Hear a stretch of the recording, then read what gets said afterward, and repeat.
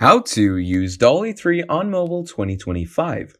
In this video, what we're going to be doing is we're going to be talking about DALL-E 3 and how you're going to be able to use it on your mobile phones in the easiest and most simplest way.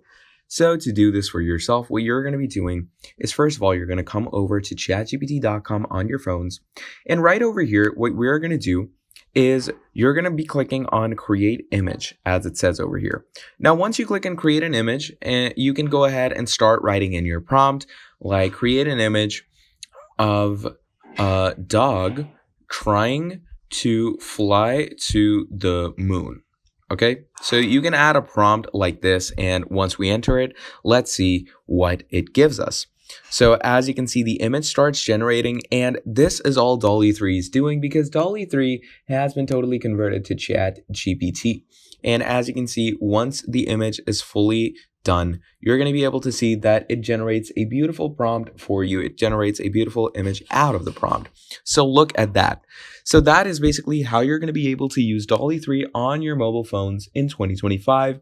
Thank you for watching this video all the way till the end, and I'll be seeing all of you in the very next video. Have a great day. Goodbye.